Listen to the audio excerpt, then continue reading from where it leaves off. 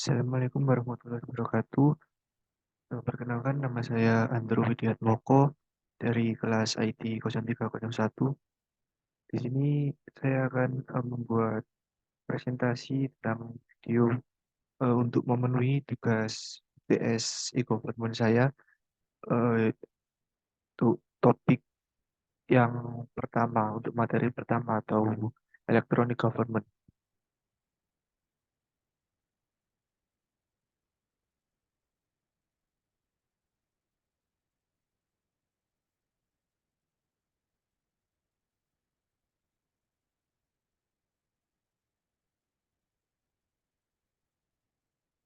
Ya, yang pertama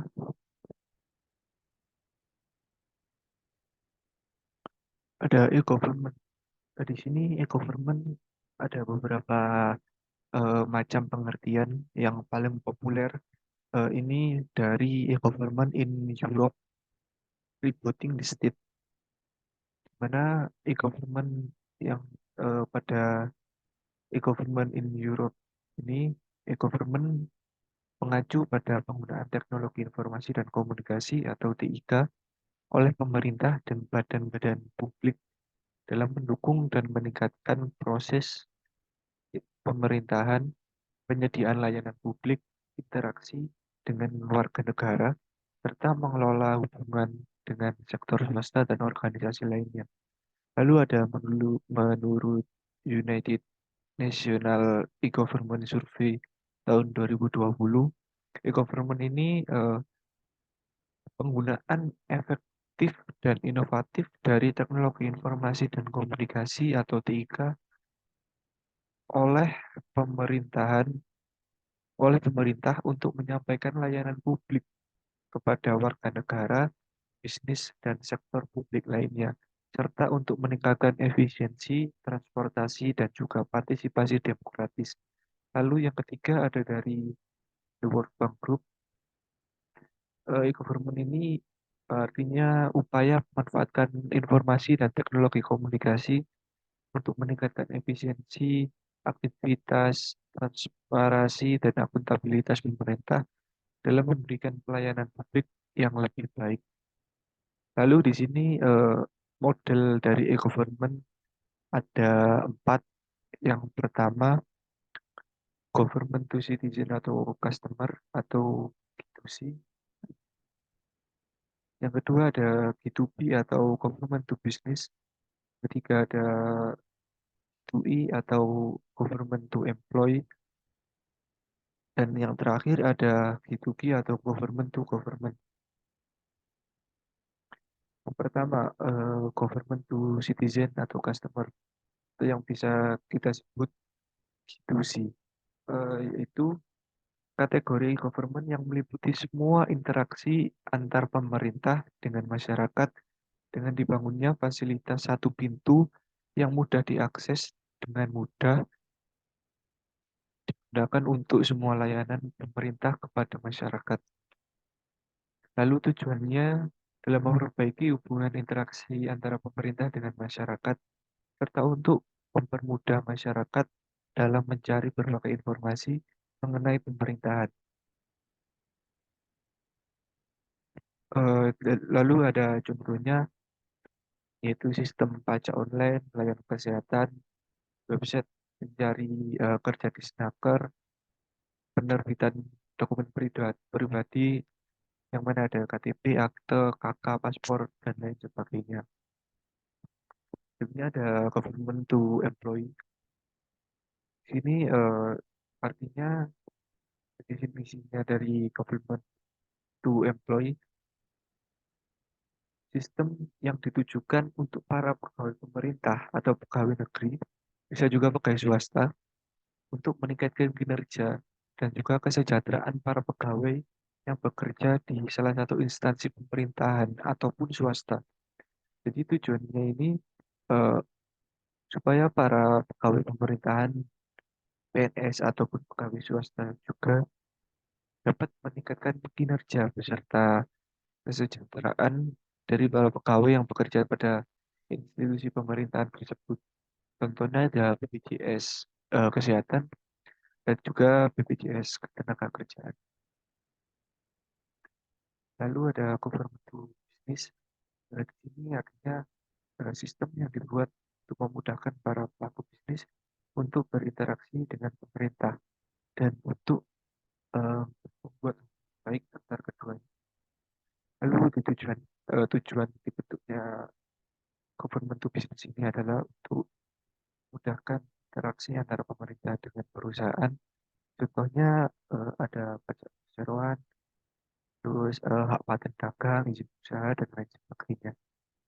Lalu yang terakhir ada government to government, yaitu layanan pertukaran informasi atau data secara online antara sesama institusi pemerintahan dalam suatu daerah melalui basis data yang saling terintegrasi. Tujuannya untuk memenuhi berbagai macam informasi yang dibutuhkan antara pemerintah yang satu dengan pemerintah lainnya, dan untuk eh, memperlancar kerjasama antara keduanya, antara pemerintah kerjaan sama pemerintah B yang atau pemerintah-pemerintah lain yang bersangkutan. Contohnya ada SIDA, surat, dan lain sebagainya.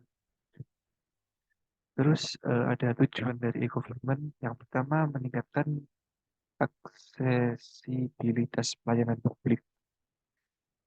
E-government ini bertujuan untuk meningkatkan akses yang mudah, cepat, dan terjangkau terhadap layanan pemerintah, layanan publik bagi warga negara.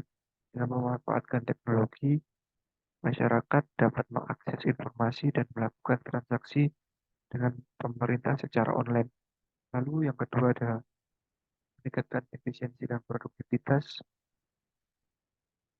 Eh, Sama halnya dengan yang pertama, kita bisa memanfaatkan teknologi yang ada untuk meningkatkan efisiensi dan produktivitas.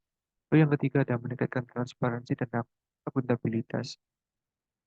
Eh, dengan memanfaatkan teknologi ini, kita kita sebagai masyarakat bisa mengakses dengan mudah sehingga meningkatkan pemahaman tentang kebijakan dan tindakan apa yang dilakukan oleh pemerintah. Seperti itu. Lalu yang keempat ada mendorong partisipasi publik.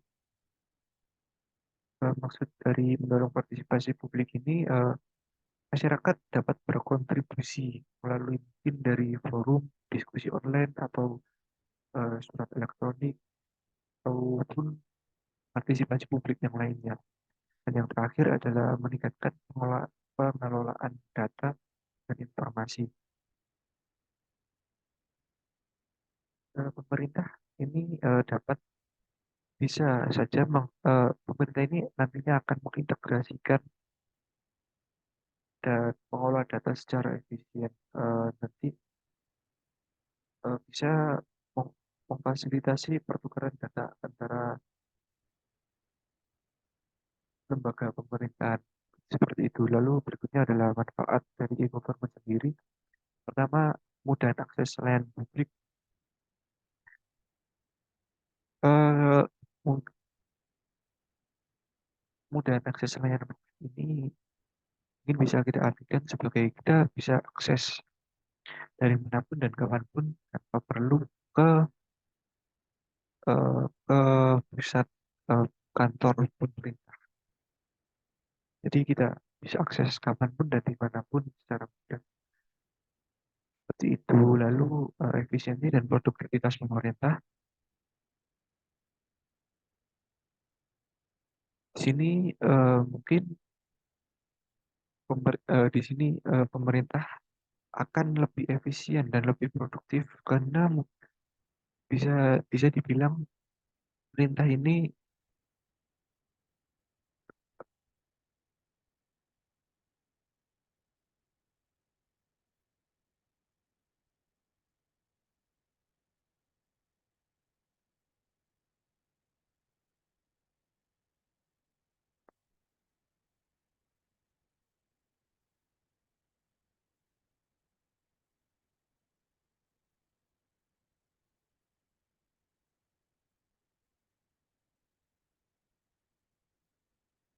Maaf tadi ada sedikit gangguan. Jadi yang kedua ini efisiensi dan produktivitas pemerintah. Ini maksudnya pemerintah ini bisa mengurangi waktu yang mungkin bisa kita katakan memakan waktu ya. Karena dengan teknologi ini nantinya pemerintah akan lebih cepat seperti itu dalam mengatasi mem- memenuhi permintaan dari masyarakat itu. Lalu meningkatkan transparansi seperti yang di tujuan awal tadi, transparansi masyarakat nantinya bisa lebih melihat lagi secara mudah bagaimana sih kerjanya pemerintah ini. Kayak itu, partisipasi publik yang lebih aktif, eh, masyarakat bisa memberikan mungkin seperti masukan atau saran untuk pemerintah dan bisa menjadikan pemerintah lebih baik lagi. Lalu yang kelima, layanan publik menjadi lebih baik. Jadi dikarenakan teknologi itu, nanti pelayanan publik menjadi lebih cepat dan lebih baik. Kita dari saran-saran masyarakat nantinya buat pemerintah lebih baik lagi. Lalu penghematan biaya dan waktu. Untuk penghematan biaya mungkin kalau sebelumnya ini masih dicetak di kertas, di print, dan itu membuat pembengkakan biaya. Dan dengan adanya e-government ini mungkin nantinya akan bisa dikirim dokumen secara PDF dan lebih cepat, tidak memakan banyak biaya seperti itu. Lalu kelebihan dan kekurangan dari e-government ini, yang pertama kelebihannya ada meningkatkan transparansi, kontrol, dan akuntabilitas para penyelenggara negara. Lalu pelayanan pemerintah bisa lebih efisien, lalu pelayanan servis pada masyarakat bisa online tanpa harus menunggu ke kantor. Lalu ada mengurangi biaya administrasi, relasi, dan interaksi yang dikeluarkan. Dan yang terakhir adalah mewujudkan good corporate governance. Dan dan berikutnya adalah kekurangan. Kekurangan dari ekonomi ini jika SDM-nya kurang handal dalam pemerintahan, eh, SDM pemerintahannya kurang handal dalam bidang teknologi informasi, itu nantinya akan kurang maksimal. Lalu yang kedua ada akses informasi yang terbatas, mahalnya biaya untuk membangun infrastruktur online, lalu ada budaya bagi informasi dalam pemerintahan itu yang masih kurang. Dan yang terakhir, budaya mendokumentasikan belum lazim. Budaya mendokumentasikan belum lazim dilakukan oleh aparat pemerintahan. Ya, lalu di sini ada si Praja. Si Praja ini adalah aplikasi government di Kabupaten Sidoarjo. Nah, ini pembuatan si Praja ini dilatar belakangi karena untuk mengikis pelayanan pemerintah yang ada di Sidoarjo ini yang berbelit, lambat, mahal, dan tidak pasti. Jadi pelayanan di Kota Sidoarjo ini mungkin banyak yang eh, menilai eh, kesannya ini lambat berbelit-belit seperti itu. Di sini ada si Praja ini sendiri layanan basis online yang mudah, cepat, dan transparan karena masyarakat bisa memantau prosesnya dan pada awal peluncuran aplikasi si Praja ini pada bulan Desember 2021, si Praja ini saat menjadi satu-satunya mall pelayanan publik virtual pertama di Jawa Timur. Lalu si Praja ini dibagi menjadi tiga kategori. Yang pertama tipe A. Tipe A ini berisi tentang surat keterangan,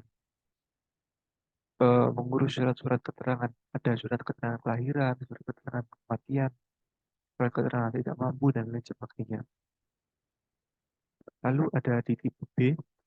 Tipe B ini eh, mengurus bagian surat-surat pengantar.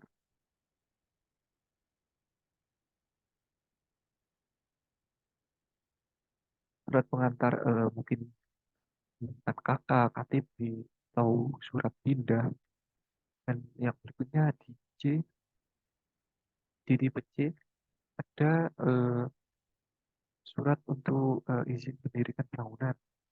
Terus ada surat izin usaha mikro kecil, dan juga ada tanda tanda daftar perusahaan usaha mikro.